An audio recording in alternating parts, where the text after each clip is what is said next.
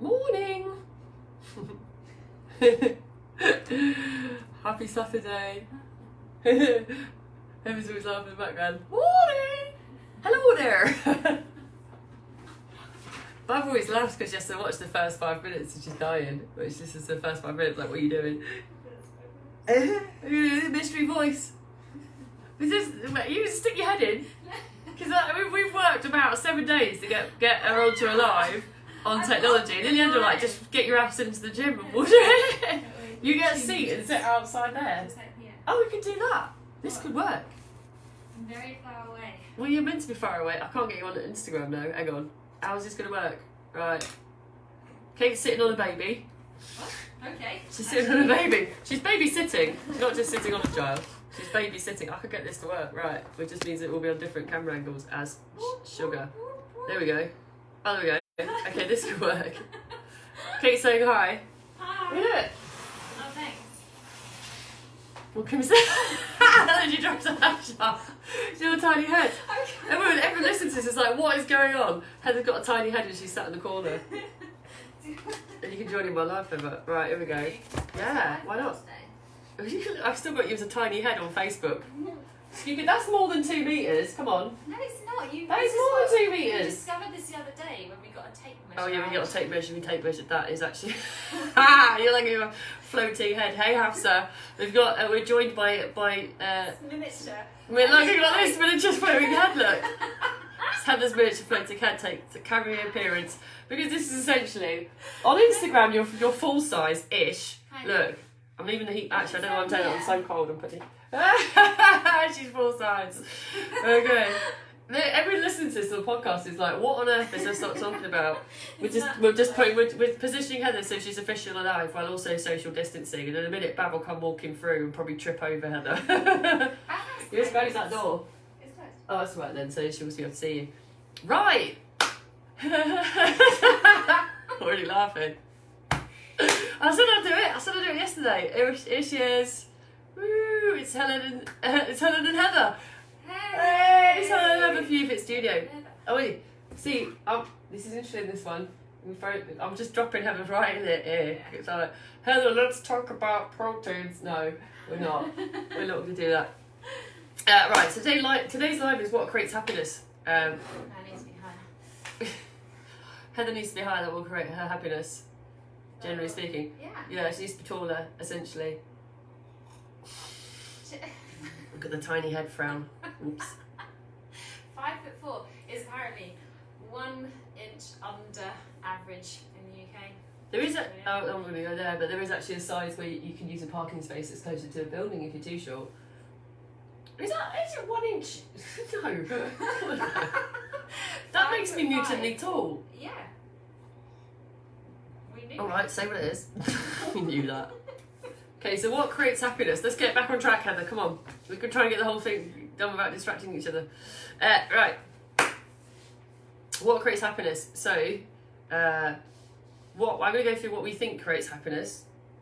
Heather, feel free to interrupt at any point, at which I'll throw something for interrupting at you. Something that makes me happy, please. Sharpness. Ow! At least like some edges. Do you understand how happy these make people? Because how much sharp. people love pencil They do sharpness if actually you come to the make studio. me How much really people love? Sharp pencils make me very happy, yeah. Do you know what I mean? Exactly. So things that make you happy. Look, here's what I do. I sharpen a pencil and throw one at you every time you interrupt. Oh.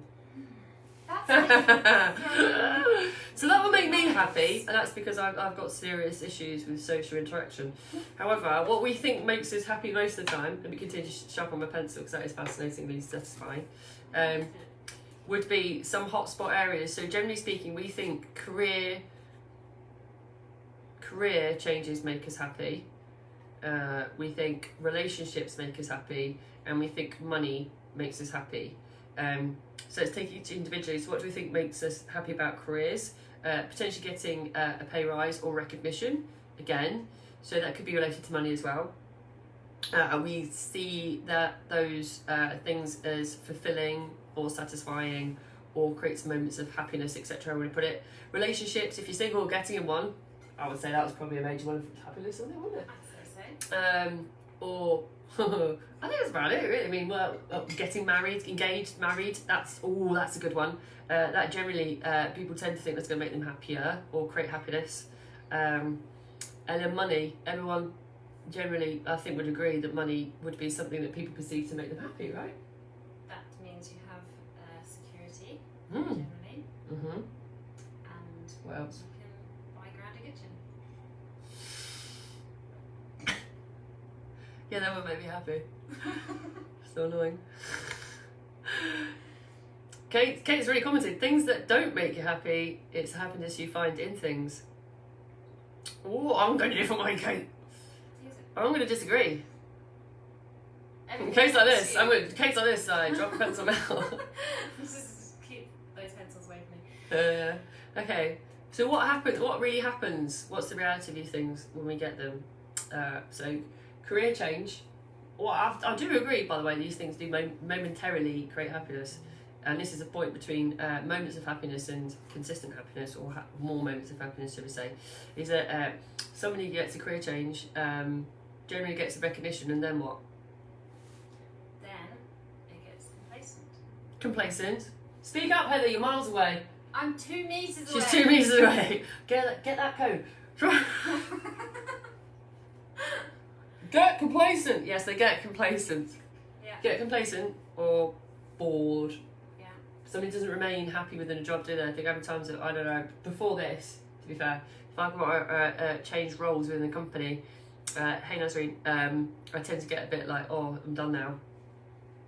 Oh yeah, actually, my boss is a bit of a, my team leader is, not that term, team leader is a bit of an, ooh. Yeah, you start seeing it with rose tinted. Well, you do. I think when you do, yeah, you do think you're going to be happy all day long, and I think that's the same with relationships as well. You get into a relationship, and then once the the honeymoon flattens, the moon goes back in. There is no honey. Actually, it's less. It can be a little bit challenging, right? Long term, especially. The same with money. How many people have you met that have a how many people met? End of question. Who have a lot of stuff. 5. But 5 people who have things. And Kara's saying it becomes the norm. Yeah, but how many people have got things and they're not happy? Exactly. You buy things because hey, look, I can be like a little emoji here.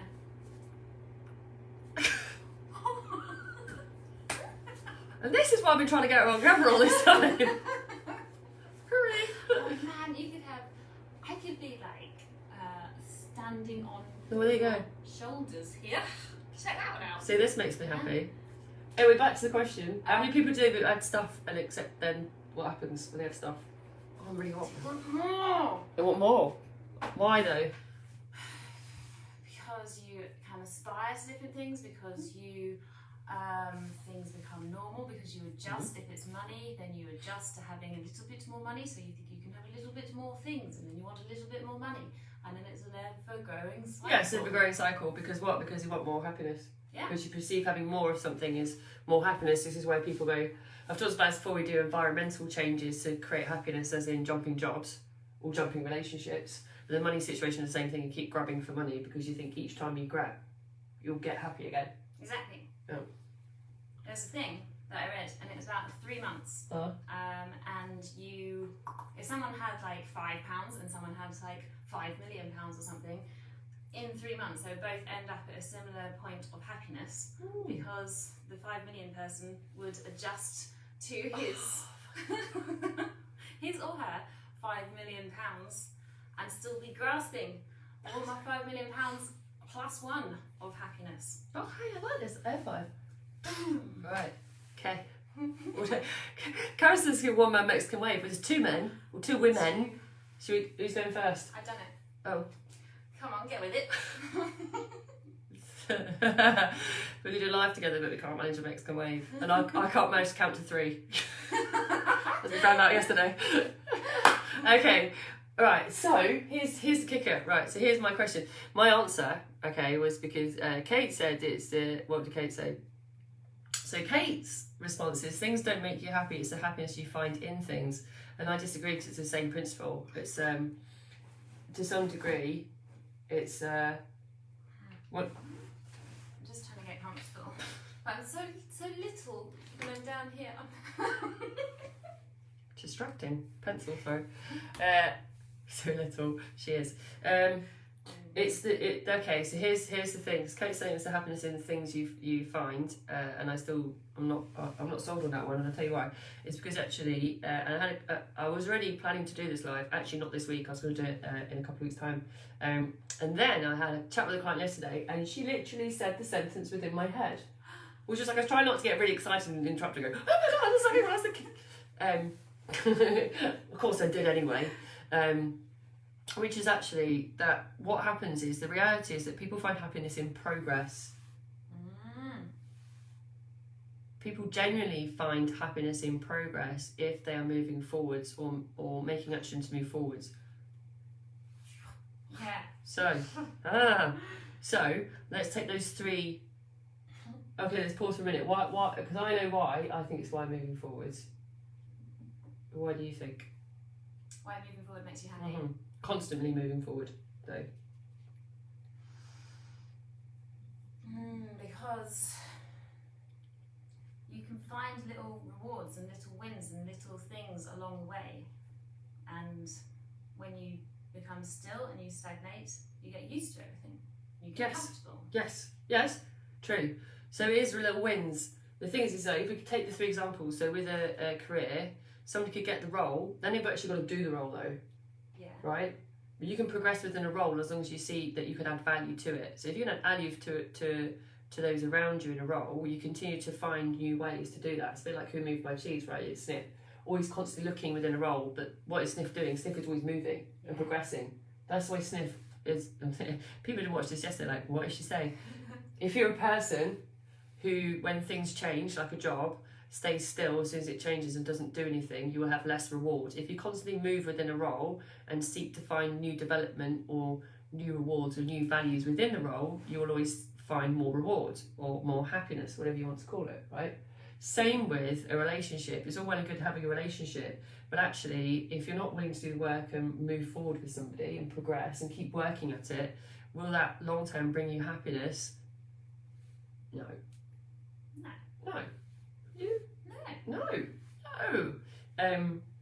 Because either you both stay the same even though life is changing. We all know in reality that doesn't work. So actually you still have to make progress in the relationship, still work at it, have the conversations, the difficult conversations. That's still moving forwards.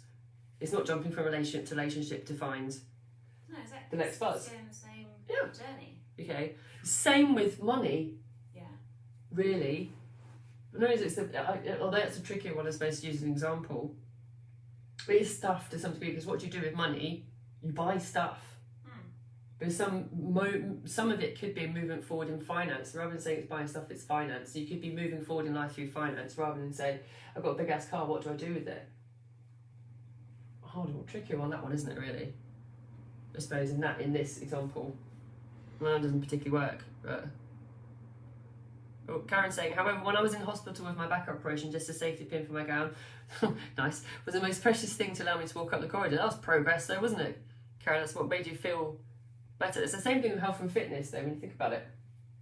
This is what happens with people, and this was one of the conversations I was having, not the one yesterday, that when somebody hits the finish line in their head, like they hit the weight they wanted at the beginning, they're not happy. No, exactly, they're not happy. Why?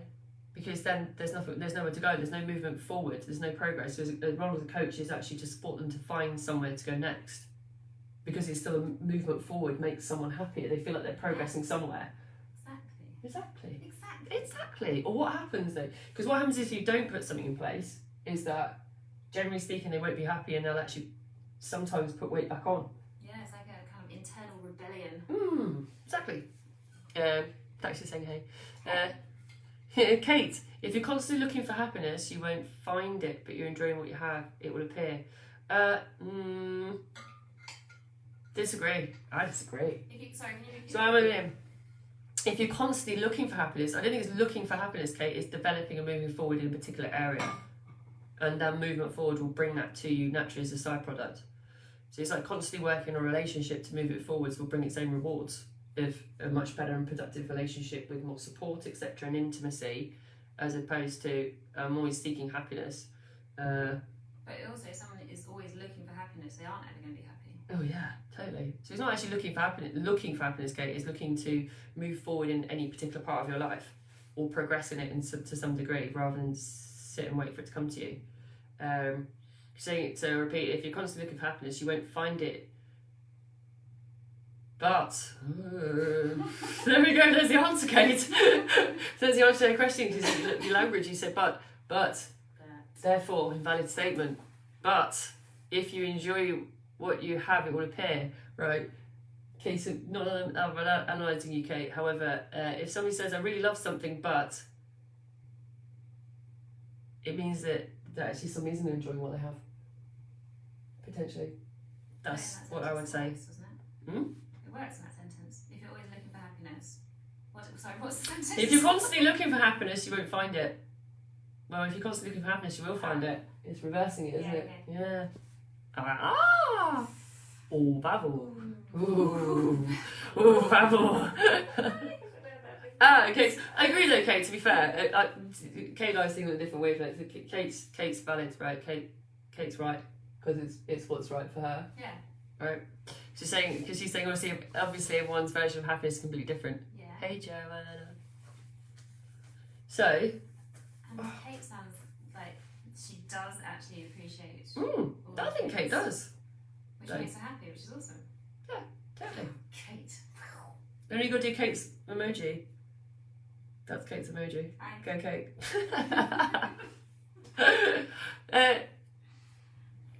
And that's, I mean, how you move forward in those, I think, is they're all independent lives on their own. Like, how do you move forward in career or relationship or money? Not going to touch money or career. Relationships, though, is an interesting one. Might touch that one. Who's that? Please don't. I will. Is it overall though? I think and think about it. Think about any situation you've all been in. If you stop moving forward or progressing, how valuable does it feel?